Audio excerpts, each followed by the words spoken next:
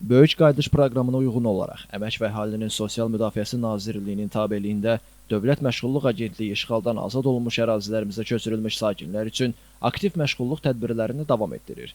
Bu dəfə Ağdam, Xocalı, Laçın, Ağdərə rayonları və Şuşa şəhərində daha 15 sakinə özünə məşğulluq proqramı çərçivəsində mal və materiallar təqdim edilib. Aktivlərin təqdim edilməsi tədbirində iştirak edən Dövlət Məşğulluq Agentliyinin rəsmiləri və Xankəndi şəhərində, Ağdərə və Xocalı rayonlarında Azərbaycan Respublikası Prezidentinin xüsusi nümayəndəliyinin əməkdaşları proqram iştirakçıları ilə görüşüb və onların yeni qurduqları təsərrüfatlarla bağlı gələcək planlarına dair fikir mübadiləsi aparılıb.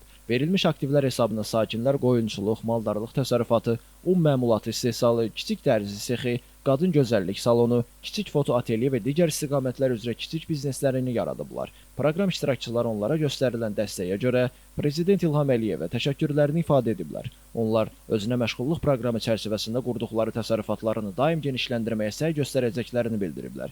Böyük qayıdış proqramı çərçivəsində doğma yurdlarına köçürülmüş sakinlərdən özünə məşğulluq proqramı vasitəsilə kiçik təsərrüfatlara qurulan şəxslərin sayı artıq 460-a çatıb. Elvin Qudrətov, Novruz Vəliyev, Bugün informasiya proqramı üçün.